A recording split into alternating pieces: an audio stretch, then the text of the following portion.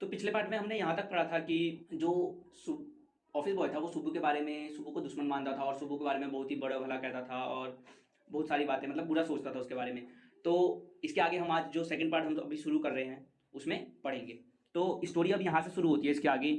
अब जो सुब्बू थे वो हमेशा बॉस के साथ रहते थे, मतलब ये नहीं कि उसका वो जो सेक्रेटरी थे, लेकिन जो उनका काम था वो अलग ही था। वो स्टोरी डिपार्टमेंट में काम किया करते थे और जो स्टोरी डिपार्टमेंट जो राइटर एंड पोइट्स होते हैं उनका जो अलग ही ग्रुप था, उसके अंदर एक लॉयर भी था। और उस लॉयर का जो काम होता है जैसे कि जो उनका स्टूडियो था उसके बारे में देखभाल करना, उनके जो लीगल इलीगल काम मतलब उन सब की जो उनकी प्रॉपर्टीज थी उन सब के बारे में देखना, तो वो उसको वो काम नहीं किया करता था, वो उल्टा ही काम किया करता था वो सारी।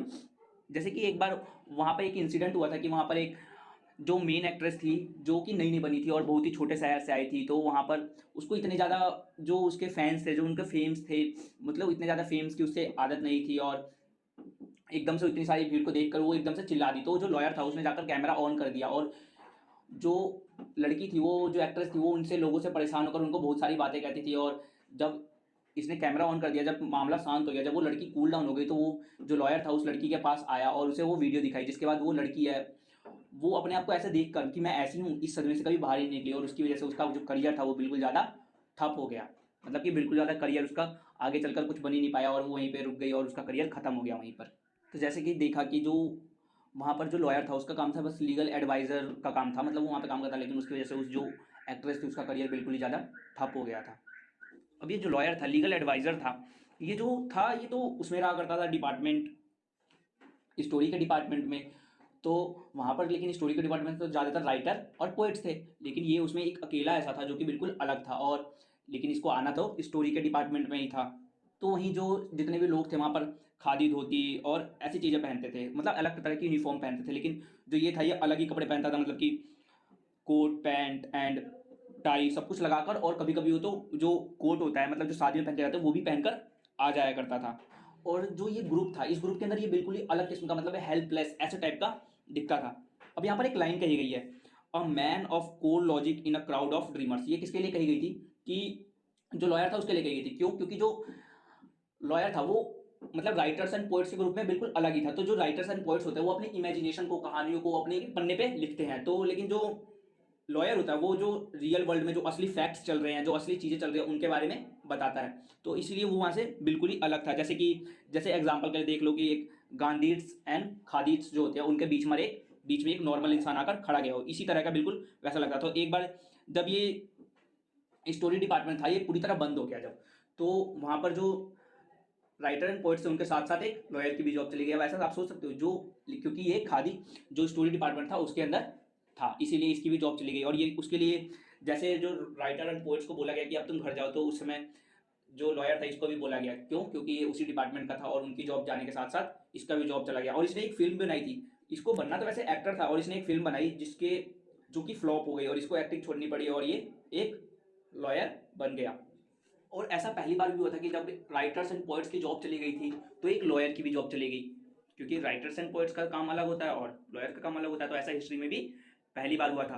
अब जो ऑथर होते हैं वहाँ ये भी बताते हैं जो वहाँ के पोइट्स एंड राइटर थे वो उनको जो जेमिनी स्टूडियोज की मेस थी जहाँ पर मतलब कि खाना वाना मिलता है कैंटीन टाइप, तो वो बहुत ही ज़्यादा पसंद थी। क्यों? क्योंकि लोगों को वहाँ की चाय एंड कॉफ़ी बहुत ही ज़्यादा अच्छी लगती थी। और जो वहाँ पर जो बड़े बड़े बहुत सारे जो राइटर्स हैं पोइट्स हैं वो भी आए थे, जैसे कि SD योगीर, सांगू सुब्रमण्यम, कृष्णा शास्त्री और हार्दीनाथ चट्टोपाध्याय, ये सारे वहाँ आते थे।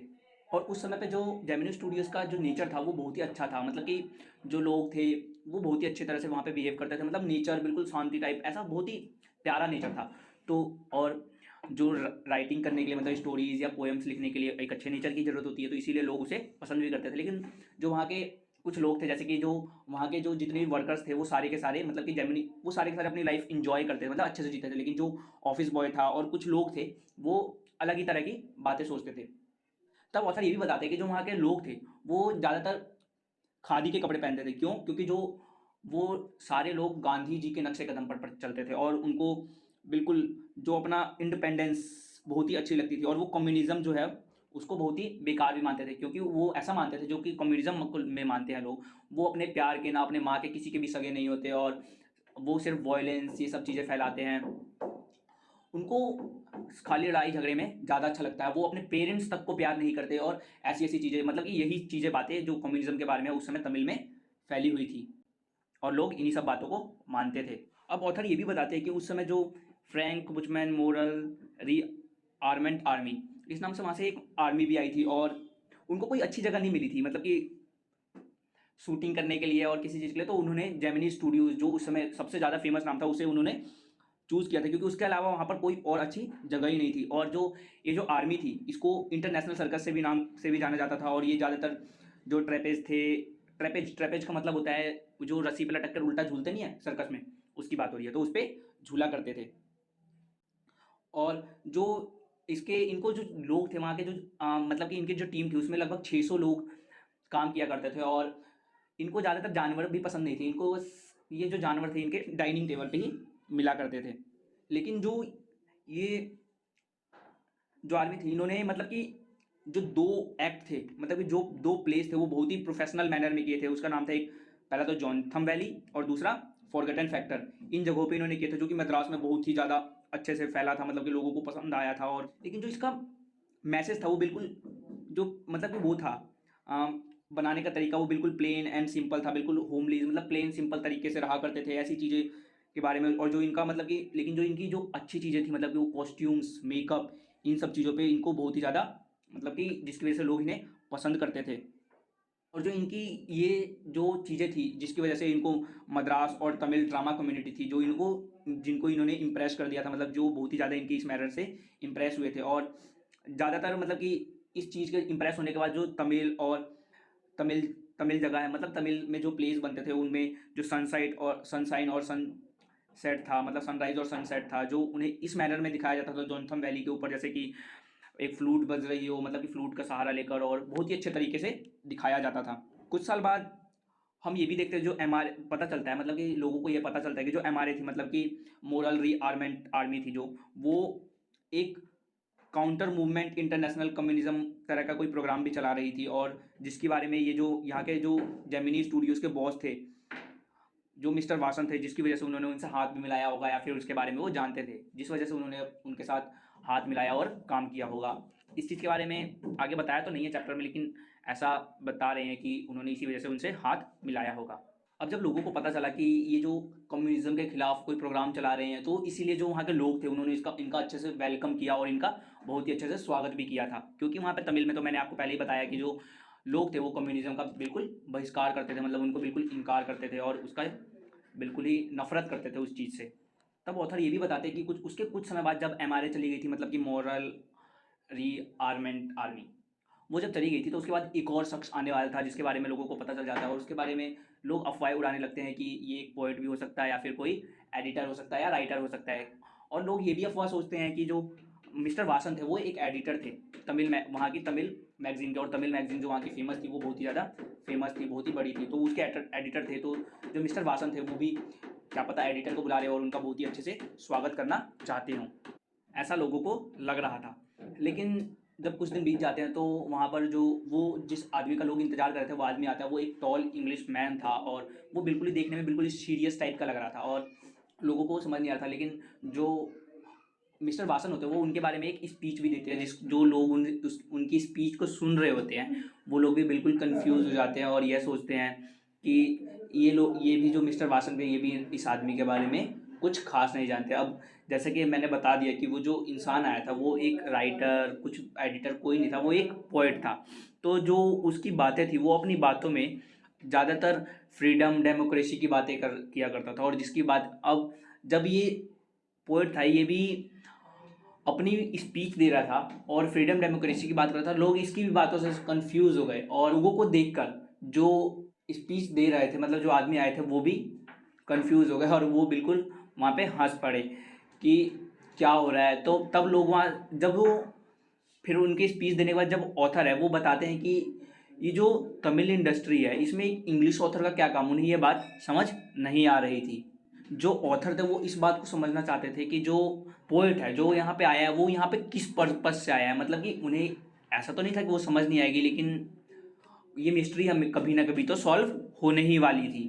तब ऑथर बताते हैं कि जो पोएम्स होती है, ये जो लिखना होता है ये बिल्कुल भी आसान काम नहीं होता है, और इसको करने के लिए बहुत ही ज़्यादा पेशेंस चाहिए होता है। जो ये चीज़ें लिखने की होती है, जैसे नॉवेल्स हो गई, पोएम्स हो गई, स्टोरी राइटिंग हो गई, ये सब चीज़ों के लिए बहुत ही ज़्यादा पेशेंस चाहिए होता है, क्योंकि इन्हें बहुत ही ज़्यादा डिटेल में लिखना होता है, बहुत ही ज़्यादा बड़ी बड़ी होती हैं और इनके लिए बहुत ही ज़्यादा सोचना ही पड़ता है। तो जो भी कोई इंटेलिजेंट हो या जीनियस हो या फिर जिसके अंदर पेशेंस नहीं है, वो इन सभी कामों को नहीं कर सकता है। अब जो ऐसी ही शॉर्ट स्टोरी लिखने वाले होते हैं, इसके लिए वहाँ पर एक जो कॉन्टेस्ट ऑर्गेनाइज किया गया था, जिसको ब्रिटिश पॉलिटिकल पीरियोडिकल, उन्होंने इस कॉन्टेस्ट को करवाया था और इसका नाम था द एनकाउंटर। की जो न्यूज़ थी वो ऑथर ने द हिंदू न्यूज़पेपर में पढ़ी थी। अब जब आपको तो पता ही होगा द हिंदू न्यूज़पेपर के बारे में, वो आज भी है। मतलब कि जो लोग कंपटीशन की तैयारी करना चाहते हैं, किसी चीज़ को जो इंग्लिश पेपर पढ़ना चाहते हैं, तो वो द हिंदू पढ़ सकते हैं। तो इस चीज़ के बारे में उन्होंने पढ़ा था, लेकिन वो इस कॉन्टेस्ट में अपनी स्टोरी भेजने से पहले उस चीज़ के बारे में और ज़्यादा जानकारी इकट्ठा करना चाहते थे, इसलिए वो एक ब्रिटिश लाइब्रेरी में भी गए थे इस चीज़ के बारे में ज़्यादा जानकारी इकट्ठा करने के लिए। अब जो ऑथर होते हैं इस मैगजीन के बारे में सारी जानकारी इकट्ठा करने के बाद वो बहुत ही अमेज हो जाते हैं। क्यों? क्योंकि जो इस मैगजीन के जो एडिटर थे वो और कोई नहीं, जो वो इंसान वहाँ पे आया था वही थे। उनका नाम था स्टीफन स्पेंडर। तो वही इस मैगजीन के एडिटर थे। तो जो ऑथर होते हैं वो बिना सोचे मतलब उनको सारी जानकारी मिल गई होती है, तो वो जो उन्होंने स्टोरी लिखी होती है उसकी बुक जो होती है उसको वो एक लिफाफे में डालकर उनको वहाँ पर कॉन्टेस्ट में भेज देते हैं।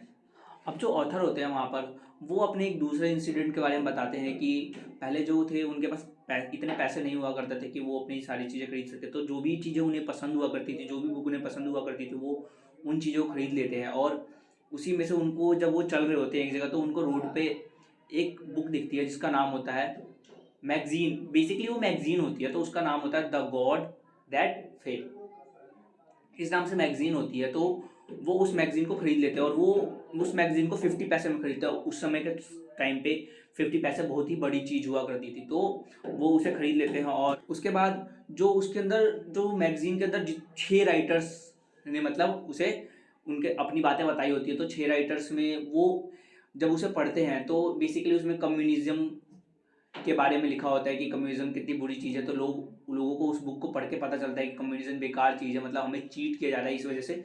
तो इस चीज़ के बारे में उसमें लिखा होता है। तो ये बुक पढ़कर ऑथर होते हैं उनको खुशी तो मिलती है, लेकिन वो इस बात से ज़्यादा मेज होते हैं जब उनको उन 6 राइटर्स के नाम पता चलते हैं, तो उनमें एक नाम वो स्टीफन स्पेंडर का भी देखते हैं। तो अब जो है जो ऑथर को पूरी बात सारी की सारी बात मतलब शुरू से लेकर सब बात समझ आ जाती है कि जो वहाँ के एडिटर थे, मतलब कि जो उस जेमिनी स्टूडियोज़ के हेड थे, बॉस थे, वो उन्होंने स्टीफन स्पेंडर का स्वागत क्यों किया होता है। क्यों? क्योंकि वो एक बहुत ही बड़े पोएट थे। मतलब कि ये सारी बातें उन्हें समझ आ जाती है और उन्हें क्यों बुलाया होता है, सारी बातों का आंसर उन्हें मिल जाता है। तब ऑथर ये भी बताते हैं कि जो मिस्टर वासन थे उन्होंने इसलिए इनवाइट किया होता है, मतलब कि वो उस बात का आंसर देते हैं कि जब उनको पहले क्वेश्चन था कि इसे क्यों बुलाया है, मतलब ये कौन है ये आदमी, तो उसके बारे में जब उन्हें सारी जानकारी मिलती है तो बताते हैं कि जो ये मिस्टर वासन है वो इन्होंने इसीलिए उसे बुलाया होता है। क्यों? क्योंकि जो स्टीफन स्पेंडर होते हैं वो भी कम्युनिज्म के खिलाफ होता है। तो आपको जैसे पता ही है दुश्मन दुश्मन भाई भाई, तो वही यहाँ पे भी चलता है, इसीलिए वो उनको बुलाते हैं और उनका स्वागत भी करते हैं। और ये आंसर बताने के बाद यहीं पर ये चैप्टर ख़त्म हो जाता है। अब मुझे तो समझ नहीं आया इस चैप्टर के क्या हाथ पैर है, लेकिन आपको अगर समझ आया हो तो इस वीडियो को लाइक और शेयर ज़रूर कर देना और कमेंट करना मत भूलना। और जो इस स्टोरी में है ना वो बहुत सारे इसमें फैक्ट्स भी है, तो आप इस फैक्ट्स को ज़रूर याद रखना। क्यों? क्योंकि ये एग्ज़ाम में बहुत ही ज़्यादा आ भी सकते हैं। अब इस स्टोरी से हमें क्या कंक्लूज़न मिला इसके बारे में पढ़ते हैं। तो इससे हमें ये पता चला कि जो हमारे इंडिया के इंडिपेंडेंट होने से पहले जो कि हमारी फिल्म्स थी उनके बारे में, मतलब कि कैसे कैसे सब चला था, कौन उस समय फिल्म इंडस्ट्री का किसका नाम था, इन सब चीज़ों के बारे में इससे हमें पता लगा। अब मैं आपसे इस चैप्टर से 2 क्वेश्चन पूछ रहा हूँ, अगर आपको इसका आंसर आता हो तो इसका आंसर कमेंट सेक्शन में ज़रूर दें। पहला क्वेश्चन है, who was the English visitor to the studios. वो जो इंग्लिश विजिटर आया था, मतलब जो इंग्लिश मैन आया था वो कौन था। इसका आंसर तो मैंने आपको बताया होगा, तो इसका आंसर ज़रूर कमेंट सेक्शन में देना। अब सेकंड क्वेश्चन है, why did the author appear to be doing nothing at the studios. मतलब है जो ऑथर थे वो जो स्टूडियो में काम करते थे, लोग ऐसा क्यों समझते थे कि वो फालतू का काम कर रहे हैं, उनका कोई काम ही नहीं है, मतलब वो कुछ भी नहीं करते। और इस चीज़ का भी मैंने आंसर आपको स्टोरी में दिया है। तो इन दोनों क्वेश्चन का प्लीज़ ज़रूर में देना और हमारे चैनल को सब्सक्राइब कर देना ऐसी ही और वीडियोज़ के लिए। आगे मिलते हैं फिर अगले चैप्टर के साथ। Thank you.